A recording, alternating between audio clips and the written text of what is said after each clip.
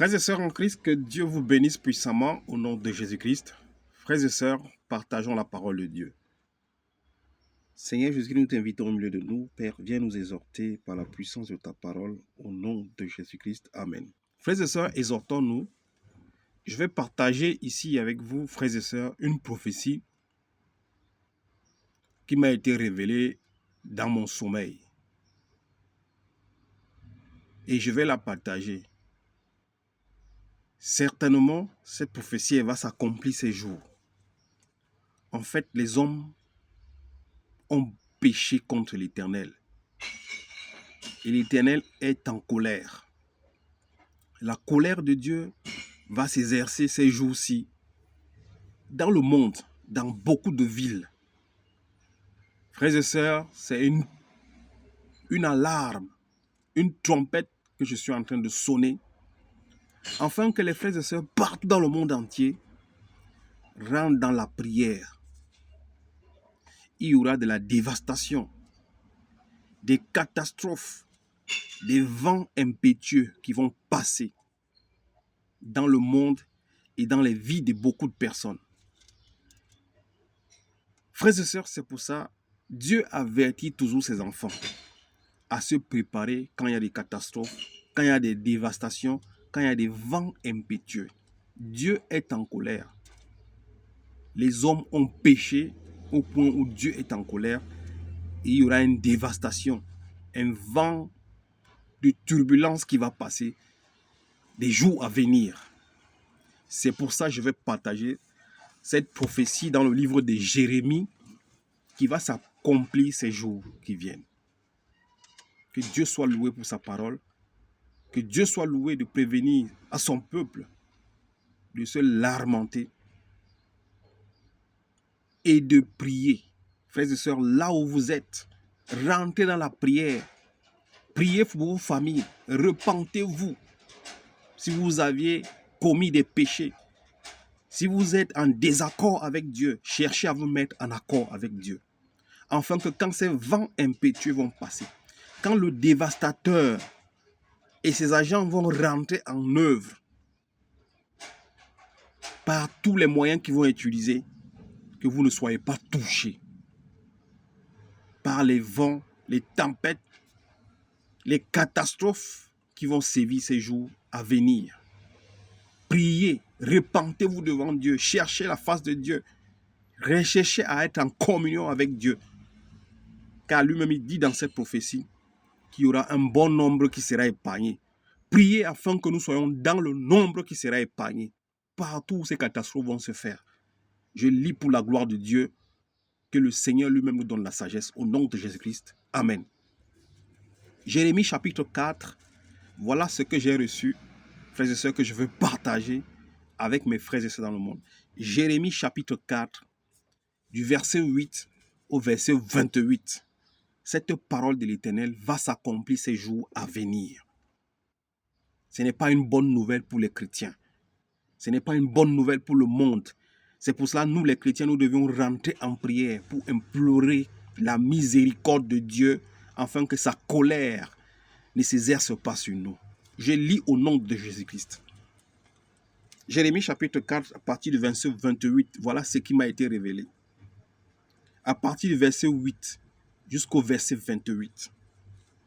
C'est pourquoi habillez-vous de sac.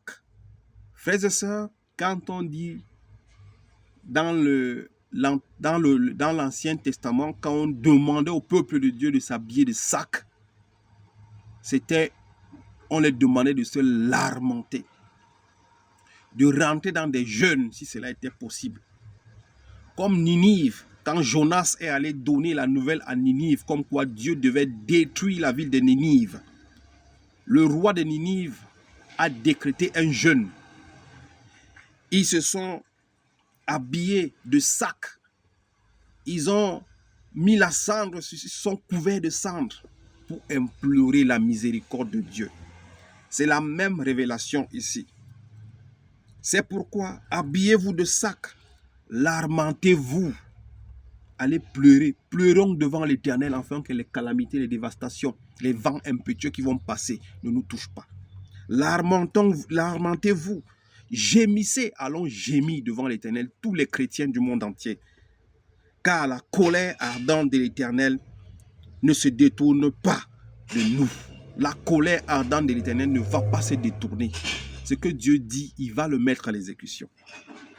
Ce jour-là, déclare l'Éternel, le roi et les chefs perdront courage et les prophètes stupéfaits.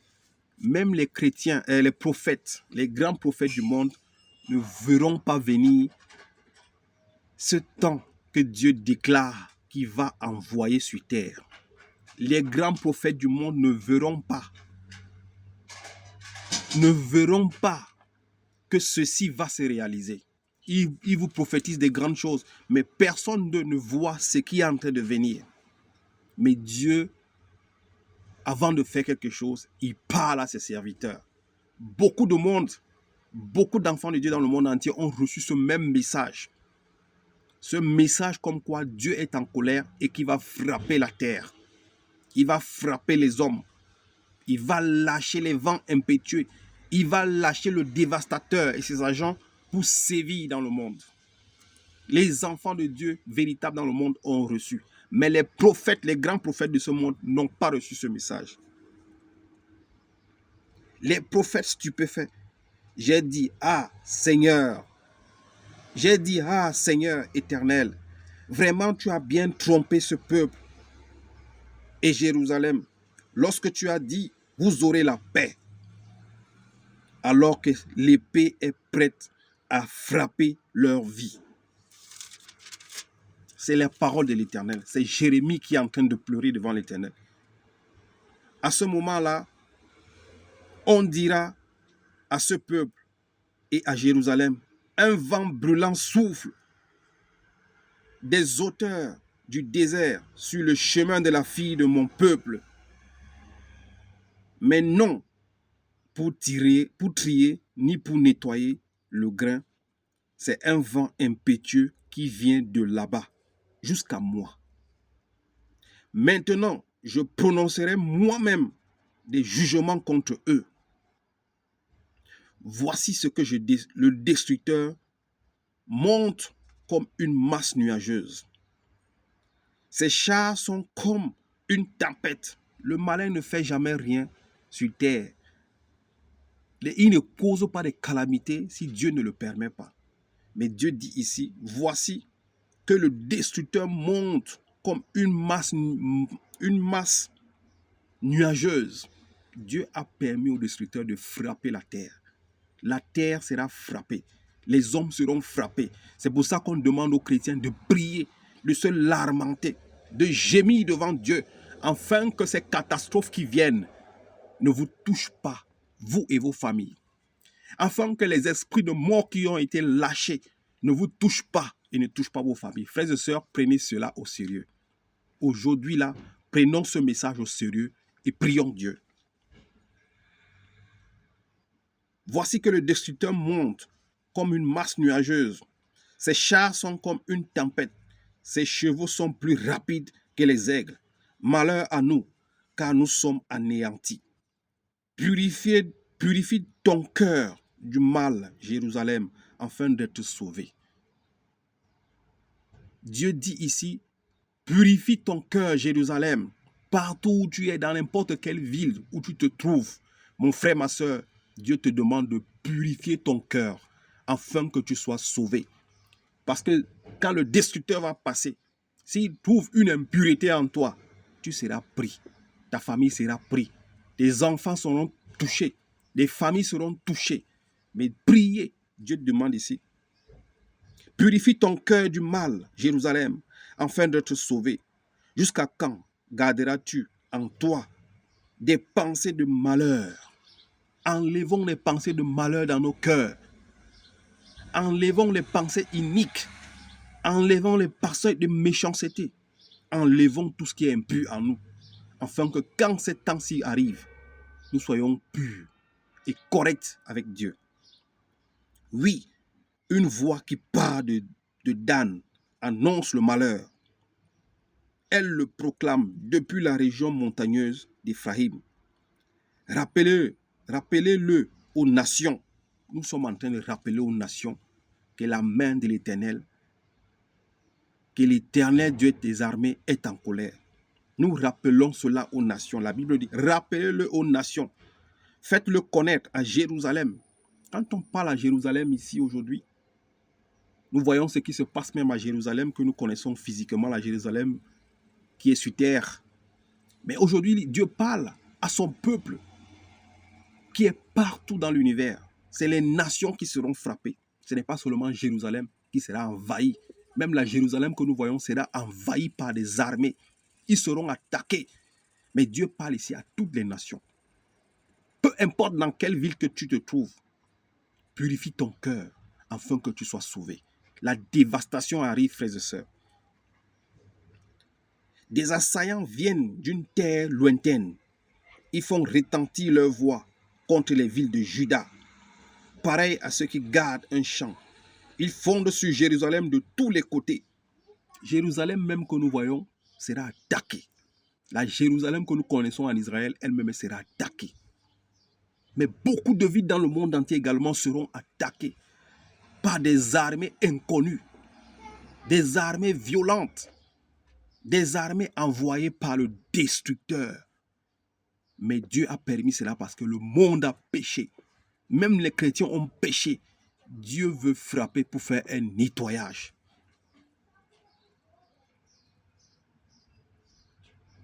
Pareil à ceux qui gardent un champ, ils fondent sur Jérusalem de tous côtés, car elle s'est révoltée contre moi, déclare l'Éternel. Voilà où t'ont emmené ta conduite et tes agissements. Oui, c'est une source d'amertume. Cela ne va pas droit au cœur. Mon ventre, je me tords de douleur. Mon cœur vacille, mon cœur frémit. Je ne peux pas me taire, car j'entends le son de la trompette. Les cris de guerre, frères et sœurs, des calamités, la dévastation, les cris de guerre, il y aura des guerres qui arrivent. Préparons-nous, prions Dieu. Soyons en accord avec Dieu. Car tout le pays est dévasté. Soudain, mes tentes sont dévastées. Mes abris en toile le sont en un instant. Jusqu'à quand verrai-je l'étendard et entendrai-je le son de la trompette? C'est que mon peuple est fou. Il ne me connaît pas. Ce sont des enfants stupides, dépourvus d'intelligence.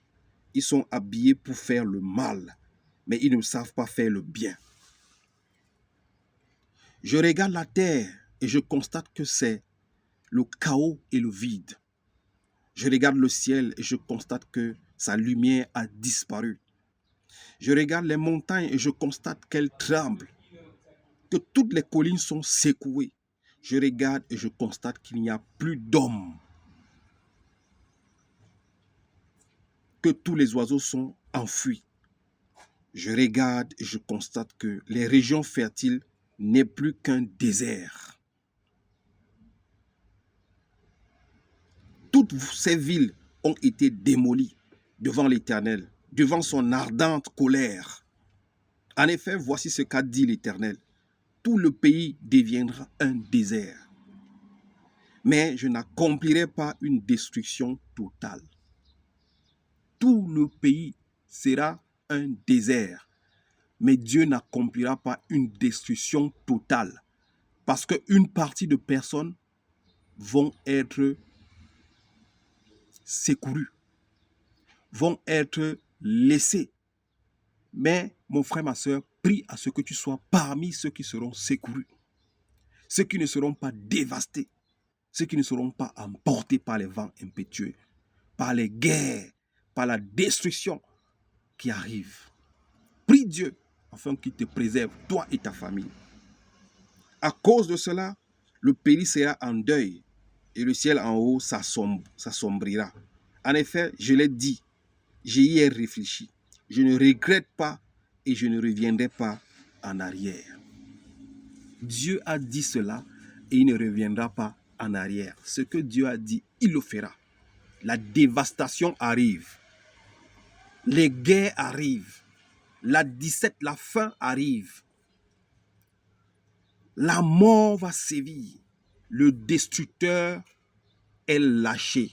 Dieu le permet de venir frapper la terre. Mais Dieu a dit, il y a une partie de la terre ou une partie des hommes qui seront préservés. Prions à ce que nous soyons parmi ceux qui seront préservés de la destruction, des guerres, des vents impétueux qui arrivent. Que Dieu nous aide. Restez dans la prière. Habillez-vous des sacs. Gémissez. Pleurez devant l'Éternel. Implorez son pardon et sa miséricorde, afin que ces vents impétueux passent au-dessus de nous. Afin que le destructeur passe au-dessus de nous et de nos maisons. Et que les catastrophes et les guerres qui arrivent ne nous emportent pas. Que Dieu soit loué pour son message au nom de Jésus-Christ. Amen.